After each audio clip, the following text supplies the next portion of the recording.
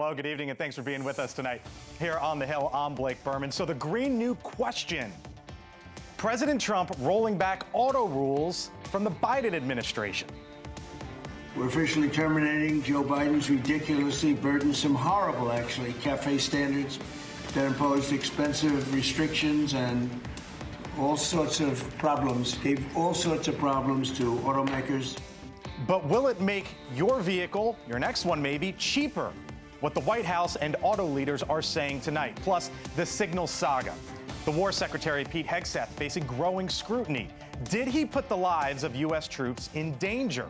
Also this evening, the immigration crackdown. President Trump sends in ICE to Minneapolis after a billion-dollar scam. So how will Democrats in Minnesota respond? We're asking a top leader. And is it a license to cheat? Just how many college students in the top Ivy League universities are now claiming disabilities? But first tonight, you can call it revving up a conversation. President Trump taking new steps to try to lower costs, as he claims the conversations around affordability are a lie. You know, this whole thing is, they use the word affordability. It's a Democrat hoax. They're the ones that drove the prices up. Today, an Oval Office auto show. The president announcing a rollback of fuel economy standards aimed at reducing costs for automakers. The president saying that this will reduce the cost of your next vehicle. Congresswoman Beth Van Duyne with us in a moment on the messaging from the leader of her party, Chris Steyerwalt, on if that Tennessee special election revealed a growing problem for Republicans on this front. But first to our Laura Ingle, live tonight on Long Island with what they're seeing at Gregori's Subaru in Valley Stream there on the island. Hello, Laura. Well, I'll tell you what, Blake, it has been the talk of the day, that's for sure. We've been waiting for that press conference to happen. And for the car dealer like this one I'm at now, and for car dealers all across America, it's all about this. It's about moving these vehicles. We've got a line of new vehicles in the back and pre-owned all over this lot. It's about getting them off of these lots and into customers' garages, but it has been tricky lately. Interest rates, high monthly payments, and tariffs have really made a dent in car sales business. Now, Trump, as you know, announcing that his administration is returning the corporate average fuel economy, or CAFE standards, to levels the White House says can be met with conventional gasoline and diesel vehicles after the Biden administration had imposed different economy targets around electric vehicles. But when we talk today on Long Island with customers and with people that work here, they say this is not a change that is going to benefit their customers anytime soon. Take a listen. And how's it going to affect your customers? We've been talking all day about people coming through the door of your dealership needing to buy a car. Who's buying a car right now, and does this affect them? People that are desperate, that really need it. It's the statement I made today by Donald Trump will not help anybody tomorrow, in my opinion. Who is it going to help? The manufacturers. How? They'll have to save the money on what they will invest in electric cars. They no longer have to. Now, the average price for a new car slipped to below $49,000 last month, down from September of that record high of $50,000. It was a shift driven largely by the slowing electric vehicle sales after that key government incentive expired. So as we watch it here, they're still working to move all of these cars here today and into the future. Blake. All right, good luck out there in Valley Stream. Laura Ingle, live for us tonight. Laura, thank you. So prices, right? They have been front and center for this administration really before it even began. The president, as you know, campaigned on bringing down prices. It was the issue in the election. Day one of the administration, President Trump signed an executive order promising to do just that. Since then, let's go through some of this. What's actually happened, right? The administration has targeted the costs of, for example, prescription drugs and health care. They've cut regulations as well. That is something that they talk about, Republicans talk about. They've aimed at lowering Americans' energy prices. There's the one big beautiful bill, right? The president's signature legislation included tax relief, big provisions like no tax on tip, no tax on overtime. That was one of the keys, and you're going to hear the president continue to talk about that. But still, alarm bells in the U.S. economy, especially when it comes to jobs. Did you happen to see this today? The payroll firm ADP announcing that private employers lost 32,000 jobs last month. This is the last 6 months here, okay? What do you notice? 2 up, 4 down. 4 times in the last 6 months, private companies have lost, or at least reported losing jobs. That's the biggest streak, longest streak of this kind since COVID. Joining us now, Republican Congresswoman from Texas, Beth Van Dyne, member of the Small Business Committee. Back with us once again here on the Hill. Congresswoman, thanks for being with us. That ADP report also showed 130,000 small businesses in November, whether you got 1 employee, 49 employees, or any amount in between. 130,000 job losses. Why is that happening in the Trump economy? Well, So we've seen, we've got a corrupt system right now that is really not benefiting our American-born workers. And I think that is something that you are seeing the Trump administration go after with vigor, whether or not it's looking at horrendous trade policies with China, whether or not it's looking at deporting, immigrants right now that are competing for jobs, whether or not it's looking at deregulatory efforts that have been just stifling our business community, making it non-competitive with the global markets, or it's looking at visa programs like H-1B visa programs that have really been rigged against American workers. If you look at the jobs numbers that we just came out with, there's 119,000 new jobs, primarily in the private sector. Under the Biden administration, what we saw was tremendous gains in the public sector, but not in the private sector. And when you look at overwhelmingly the new jobs of the 119 have been for American-born workers, I think that speaks positively of what's happening. It's a great change that's been necessary. I'm looking here, Dallas Morning News. You represent the Dallas area. The main story on the website right now, Dallas Morning News. Dallas's rudest restaurant is closed after 40 years. Dick's Last Resort, been a staple in the community there. According to the Dallas Morning News, declining sales and rent expected to go up. And I just wonder how concerned you are, and Republicans should be, when we see anecdotes like that and numbers like this.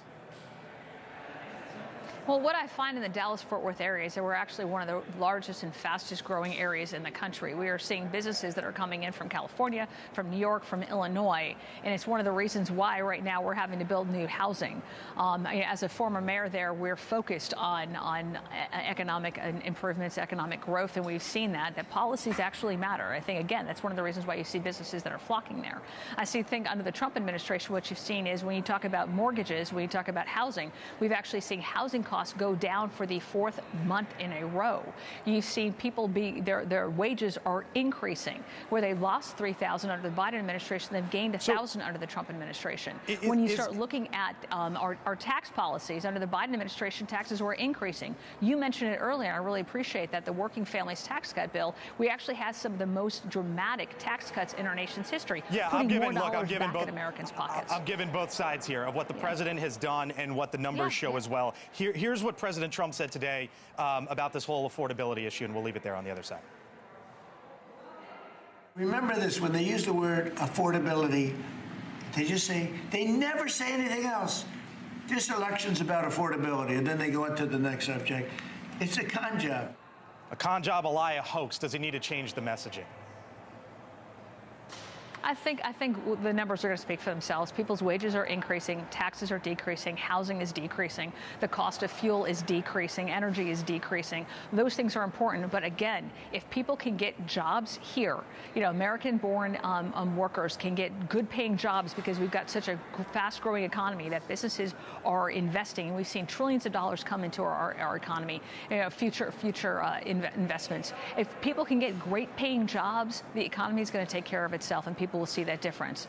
And that is exactly what we're trying to do with the Working Families Tax Bill. That's what you're seeing with the trade strategy right now and the tariff strategy right now. It is focused on fixing this corrupt system that has really hurt American workers. By the way, I would note the jobs report, if you go look at June, July, and September, 174,000 total jobs added. 156,000 of those came in healthcare alone.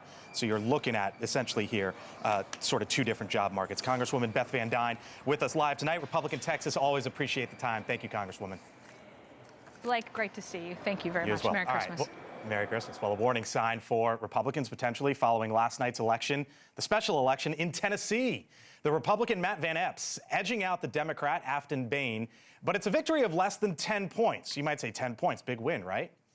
Well, it's a deep red district. Republicans usually win by a whole lot more than that. Democrats narrowing the gap there by using that buzzword, affordability. Chris Stirewalt, host of The Hill Sunday, senior fellow at the American Enterprise Institute, with me now. Hello, brother.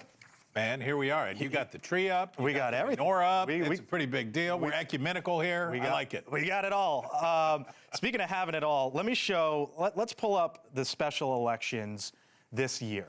Okay. So you can go back. Remember in April, Chris, we were like, what is Donald Trump doing calling into these Republican special elections?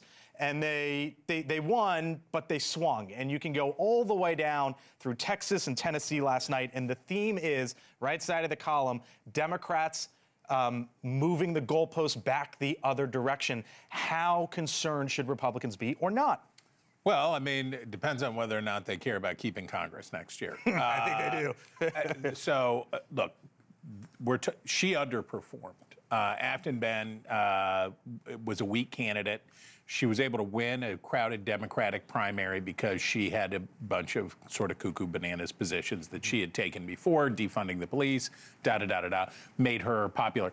But people didn't think it was going to be a competitive race. Then she got into a competitive race and said, actually, I'm very moderate, and I'd like to talk about affordability, if you please. Right. So you can imagine how in a race like that, if the Democrats would have had a good match for the district in central Tennessee, that wouldn't have been so off-putting to folks in the rural or slightly in the more affluent suburbs, they could have definitely lost this. If the number is 16 points, okay. If let's say that Democrats are overperforming 4 years ago, not 2 years ago, but 4 years ago, by 15 or 16 points, there's 40 Republican seats that are in trouble. And what they have to be worried about, this is what Mike Johnson and Donald Trump have to be worried about. They have to be worried about the moment that everybody says, you know what, we're going to lose no matter what.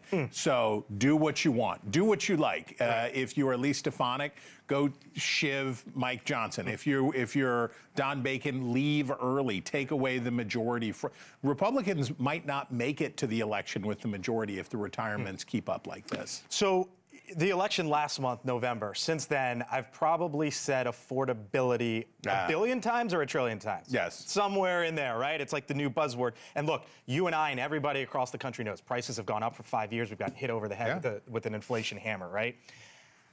I'm looking at those jobs numbers, Chris, and I'm just wondering in, say, 3, 4, 5 months, if affordability gets replaced for jobs. Yeah, and those jobs numbers and the people don't care about how much things cost as much as they care about what they can buy with it, right? So we heard the Congresswoman talk about wages are going up, not enough. Wages have gone up some in some fields. You talked about the medical field, but people care about what they can bring home. That's what they care about, is how far will their dollar go? And in Washington, we can say, well, is it inflation or is it prices? Is it wages or is it that? Normal human beings understand that if your dollar doesn't go as far, you are going to get frustrated and you are going to get fed up. And we have had an economy that was predicated on recession avoidance, and now people want an economy that's predicated on feeling better about their own bottom line. Chris Stirewalt, host of The Hill Sunday. Thank you, sir. Yeah, man. Appreciate it. Still to come here on the other side. President Trump digging in today on the billion-dollar fraud scandal in Minnesota. What the Somalian people have done to Minnesota is not even believable. It's not even believable. The steps his administration has taken to crack down on the fraud and the response from Democrats. Plus, never-before-seen photos of Jeffrey Epstein's private island now released. And new problems for the Secretary of War as an investigation places the blame for putting U.S. troops' lives at risk right on him. I'm Blake Burman. I thank you for being with us. Other side of the break, 4 minutes away.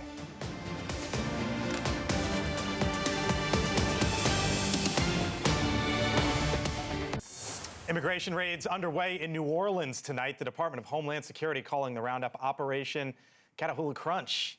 DHS posting photos of 10 illegal immigrants they say are some of the worst who were released from jail after being arrested for serious crimes, including rape, child endangerment, home invasion, and armed robbery. The operation begins just a day after President Trump announced he will send National Guard troops to Louisiana in the upcoming weeks. Well, the Trump administration also now conducting immigration enforcement operations in Minneapolis, which is home to a large community of Somali immigrants. The move comes on the heels of NewsNation's reporting on a $1 billion COVID fraud scheme, stealing government funds intended for children to buy homes as well, cars, too. Dozens have been charged, most of them of Somali descent. President Trump doubling down today on blaming Democrats and, as he puts it, getting Somalis out of the country. They have destroyed Minnesota, okay? Minnesota, you have an incompetent governor. You have a crooked governor. He's crooked as hell, but he's incompetent. Walz he should be ashamed. That beautiful land, that beautiful state, it's a hellhole right now. And the Somalians should be out of here. Governor Tim Walz saying he welcomes federal oversight while also slamming the president. Well, we welcome any help on this, but I think everybody in this room is smart enough to understand when the President of the United States sets up and tweets 150 times after midnight and targets certain people, it's not a coincidence that they're targeting Minnesota. All right, let's go right to Minnesota. Joining us now, Minnesota State Representative Esther Agbaje, a Democrat there in that state. Esther, thanks for being with us. We heard earlier this week from the other side of the aisle, one of your colleagues. You're with us tonight. So Governor Tim Walz has overseen this for the last handful of years. And you hear him there, he's pushing back against the president. Why should he be trusted, given that there was this massive scheme that occurred? Thanks for having me on tonight. It's great to be here. You know, I think that's a good question about the fact that actually what has Minnesota done to prevent fraud in our state. We actually caught this case pretty early on and referred it to U.S. attorneys who then took it over. And that's why you see the prosecutions that you have. So in that case, I would say that Minnesota has actually been on top of this and has been looking to make sure that we are clamping down on fraud when it happens and holding the individuals who do this accountable. I would say that that is what we're doing here in Minnesota. And over the last couple of legislative sessions, we actually, in fact, have strengthened our laws to make sure that our agencies have the capability to tamp down on fraud when they see it happening. But you know, fraud during COVID was a nationwide problem, right? Red states, blue states, all over the country. Why was Minnesota the poster child? You know, Minnesota gets to be the poster child for a lot of things. No, but I mean, come on, Esther. Like, you can laugh it off, but I mean, we're talking about $1 billion here. No, I am not laughing it off. It's very much a serious situation. And like I said, our department saw it early. They flagged it for the U.S. attorneys. The U.S. attorneys started their prosecutions. And as you even noted in your intro, we've had dozens of people sent to jail already who are being held accountable. So I think that shows that we are doing our due diligence, and we know that we still have areas to do more, and that's why we passed legislation to continue to do that work. You know, do you want federal authorities there? Tim Walz, quote, "We welcome any help on this," but then he also says that the president is targeting Minnesota. It seems like he's trying to have it both ways. The targeting of Minnesota, I think, is very specific to rounding up and kidnapping our friends and neighbors, particularly those in the Somali community. That what do you mean by wrong. Kidnapping? I don't think there's. They're taking people from their homes. They're taking people from the streets. That's what they're doing. And so we've had a number of people out saying that, you know, we want to make sure that whatever immigration work is being done in Minnesota is being done appropriately through due process.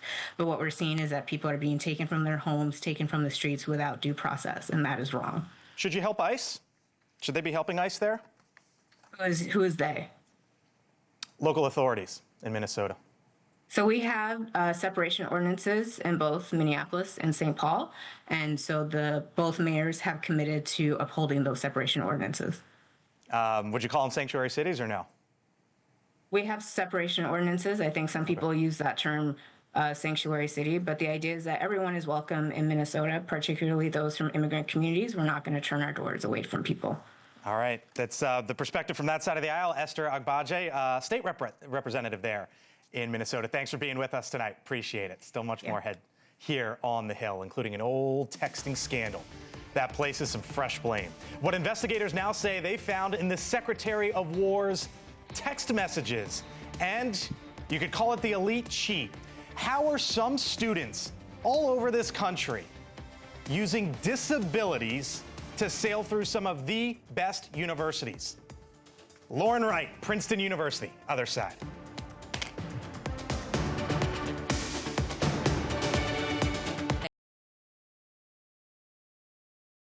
.6:30 here on the East Coast and in Washington tonight as the top admiral is headed to Capitol Hill tomorrow to brief lawmakers on the deadly boat strikes in the Caribbean as the Secretary of War faces fresh scrutiny over a texting scandal 9 months ago.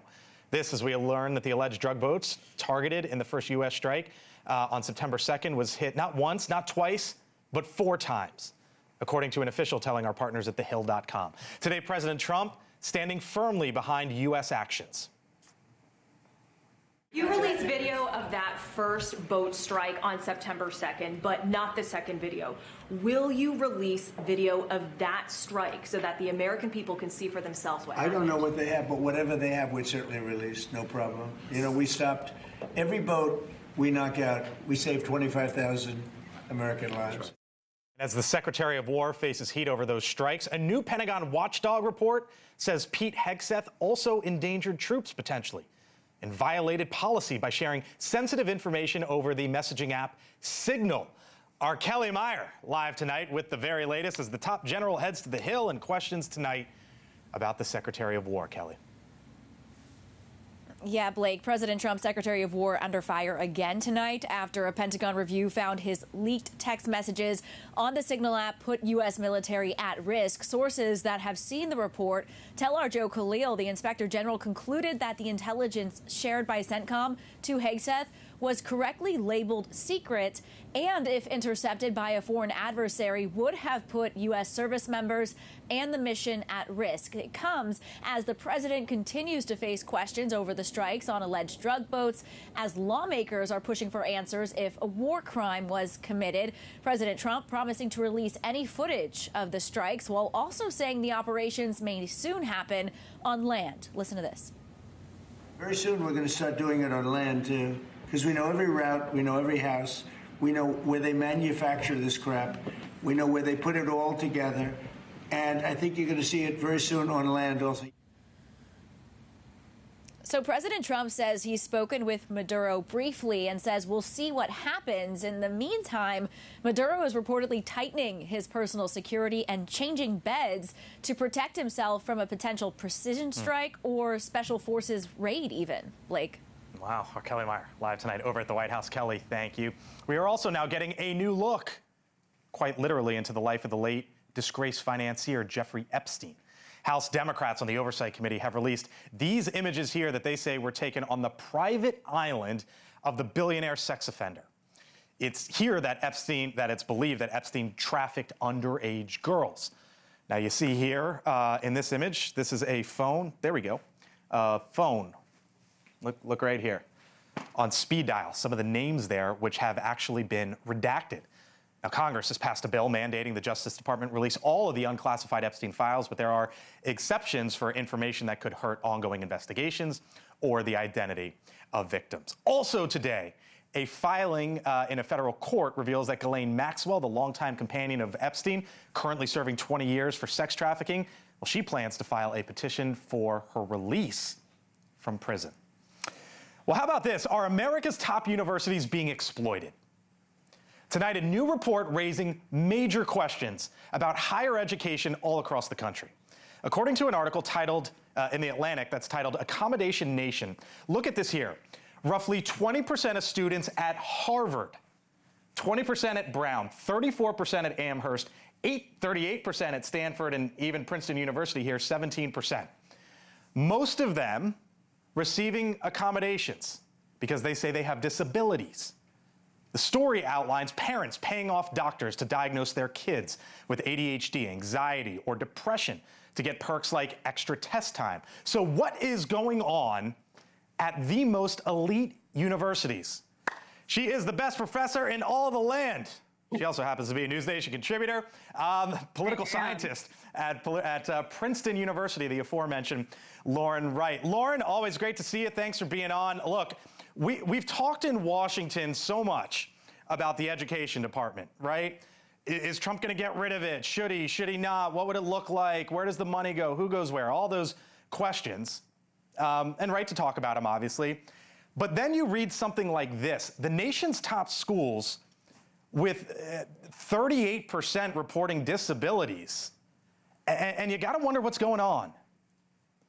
You do, and it's much higher than the national number of people with disabilities. If you look at people under 25 years old, it's really about 5 to 10% in most studies. And so these numbers are much higher than that. And the question is, what's going on? It's either that more people are getting disabilities, which the study does not seem to suggest, or that this is a phenomenon in colleges, and it really does appear to be convincingly elite schools where this is happening, where students report that they want these accommodations. So what are you seeing, right? Like you're there at Princeton, and I don't mean to single Princeton out, but you saw the numbers. And we are the lowest on that list that you just gave. You are the lowest on that list still, though, right around 17%. Yeah. What are you noticing amongst students? Well, I don't give tests in my class, so I'm in a sort of a different category. I give a ton of reading and a ton of papers, even though my students don't always like that. And so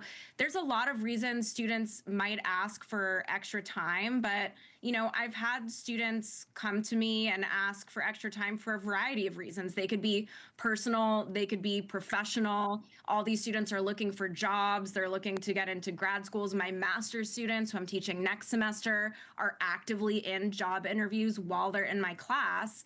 And so the question is, who makes these decisions? And so I do think universities are in a difficult position. Did they want to be the ones that say, you don't need this and you do? I mean, that's it's a very, very tricky situation. And a lot of these students had the same accommodations in high school. So you want to look at that too. And then you probably get into HIPAA, right? On can you ask and what can you reveal and all those sorts of things. So what needs to change, right? Like, I think if you believe that change is needed here, when you see those numbers and what's happening at these schools, and obviously there are students all over the country with disabilities. The 1990 Americans for Disabilities Act laid all of this out and the reason for it, right? But if you believe that there needs to be some sort of examination here, what needs to change? Well, it needs to be sort of discouraging this educational environment we have where it's so competitive at these elite schools that students feel they have to press their advantage. I mean, that's the really sad part, because we don't see these sorts of numbers at state schools, as the report indicated. We don't see them at public universities by and large. And so you end up with students doing whatever they can to get into these colleges. It's so difficult. I wasn't one of them. I didn't get into Ivy League schools. So I knew, and I know how my students feel, that my grades as an undergrad really, really mattered. I simply had to be one of the best in my graduating class to get into a great graduate school. And so the pressure cooker environment that you and I have talked about, Blake, I don't know if it's going anywhere, but that's definitely a contributing factor. Percent of college students with a disability, 2004, 11%. 8 years later, 2012, 11%. 8 years after that, it basically doubled to 21%. By the way, I'm looking at an article here, Lauren. Disneyland last year, Disney theme parks will soon be making changes to its program that allows those with disabilities to skip lines at the resorts because people may not have disabilities at all. Even Disney had to deal with this. That's way above my pay grade. Yeah. I don't know about that. Lauren Wright, NewsNation contributor, political science professor there over at Princeton. Talk soon. Thanks, Lauren. All right, still to come tonight. President Trump issues a pardon for a Texas Democrat that's currently serving. What's that all about? Now we can get back to work. Nothing has changed. We will continue working hard. There is a razor-thin margin in the House, as you know, so what comes next? Why did he do it? And what does all this mean going forward when The Hill returns?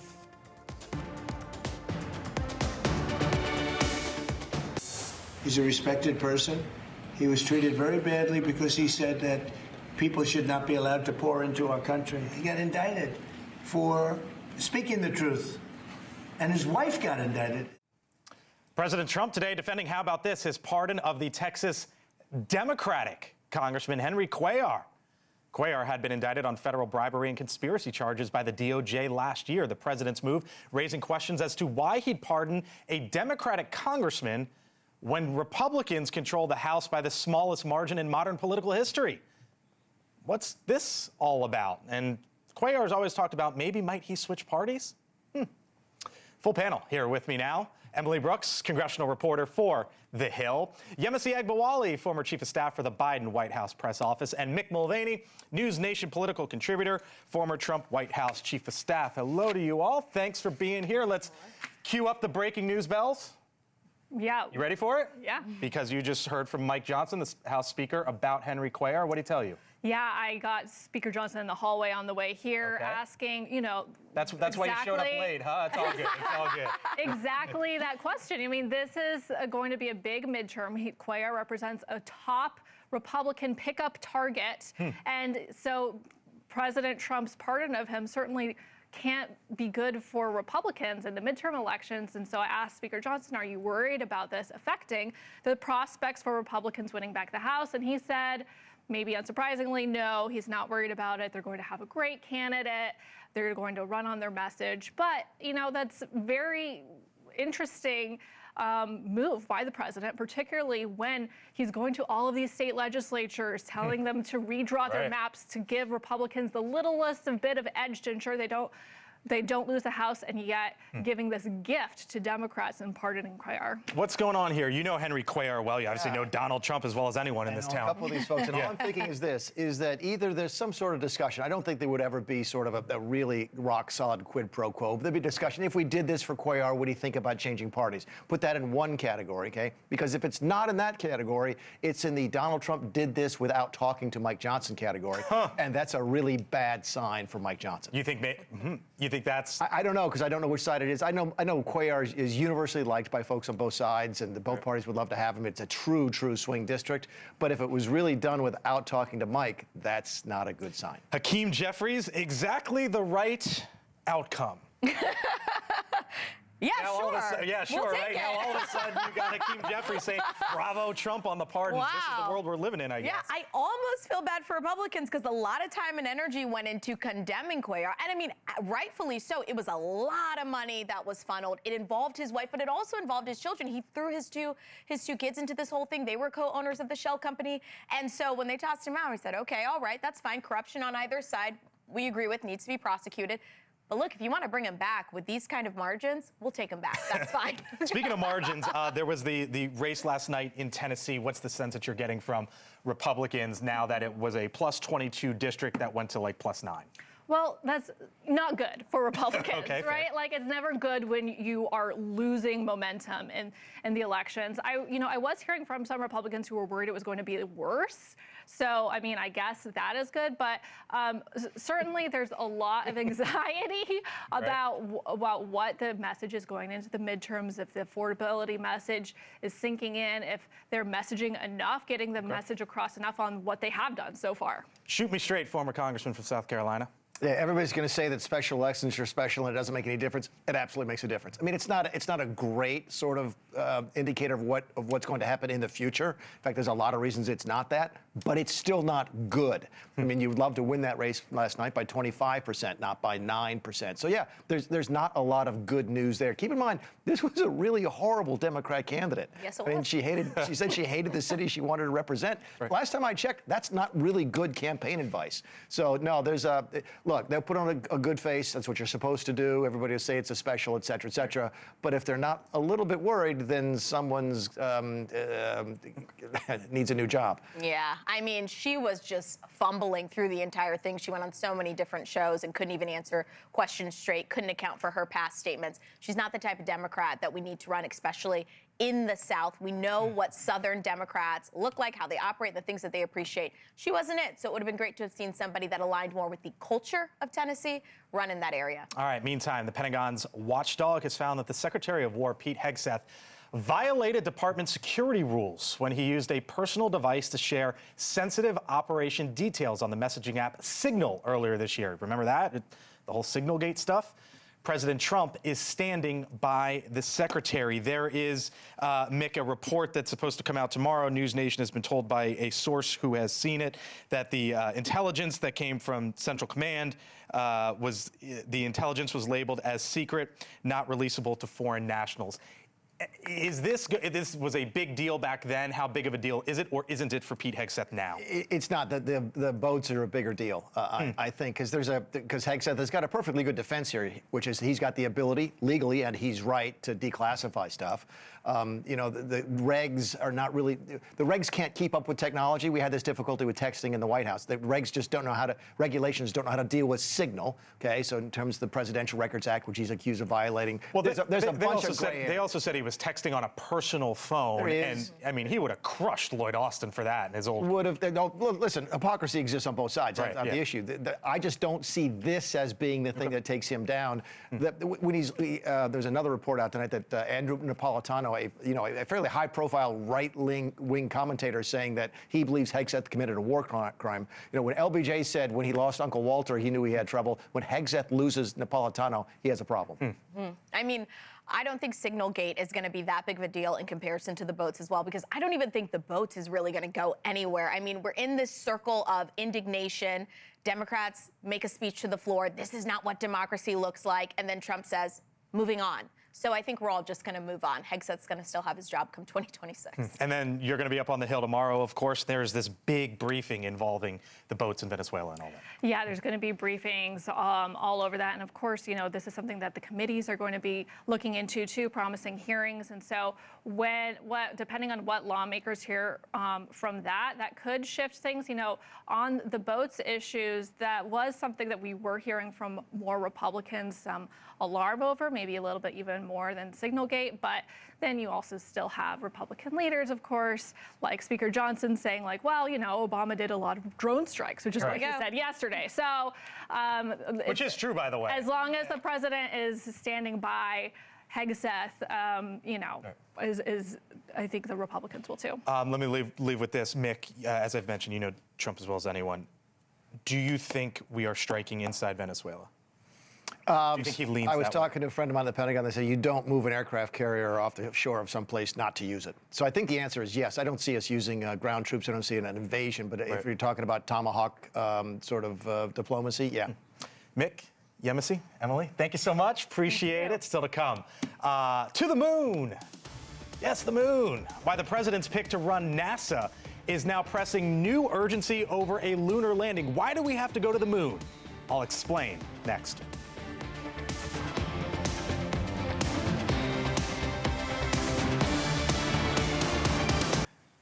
All right, if you're just getting home, trying to catch up on today's top stories, here are some of the Hill headlines in the news today. First, how about this? Jack Smith to sit for the House Judiciary Committee deposition on December 17th. That's the big day. He, of course, is the former counsel responding to a subpoena from House Republicans to answer questions on his prosecution of President Trump after his first term. Meantime, Luna, Anna Paulina Luna, she is filing a discharge petition to force a vote on stock trading ban. This has been talked about, right? The Congresswoman explaining on social media that a, quote, lack of movement from the House of Representatives, end quote, pushed her to put that bill forward. And finally, the story of the day. Raccoon goes on drunken rampage at Virginia liquor store and passes out on the bathroom floor. That is a bathroom, as you know. That is a raccoon, as you know. That's a whole lot of liquor on the floor, as you know. And that is your story of the day. The local animal protection agency saying the raccoon was released back into the wild after some sleep, quote, hopefully having learned that breaking and entering is not the answer. For those stories and more, head on over to thehill.com. Hill headlines, just some of today's big news. All right, time for my take now. You know, Musk versus Bezos. We've seen this out of this world competition play out in recent months as they are launching rockets trying to get to Mars, bringing new meaning to one-upping each other. But today, a different focus, the moon. The There was a warning from Jared Isaacman during his confirmation hearing. He's trying to lead NASA. Isaacman is now telling senators that we need to get back to the moon before China. This is not the time for delay, but a time for action. Because if we fall behind, if we make a mistake, we may never catch up. And the consequences could shift the balance of power here on Earth. Shift the balance of power on Earth. Kind of sounds like a scene from one of those sci-fi movies, right? But I'd also say he just might be right. You know, the competition between the U.S. and China, we talk about trade, the economy, military might. It's just not that. A big part involves dominating outer space. So I guess you could say that getting back to the moon is more than one small step in staying ahead. Still to come here on News Nation. Elizabeth Vargas reports coming up here in just about 50 minutes or so. One of our favorite guests, Vani Hari, the food babe, joining Elizabeth tonight about San Francisco. Have you heard this? The first of its kind lawsuit against ultra-processed food companies. What they're doing out there in California. Just minutes away here on News Nation. Elizabeth Vargas, Vani Hari. I thank you so much for watching us tonight here on the Hill. There was a whole lot going on in this town, and tomorrow, a big meeting up on Capitol Hill involving Venezuela. All the talks about affordability as well. We'll be here for it all. I'm Blake Burman. Hope you have a good one. I hand it over to Elizabeth Vargas right now.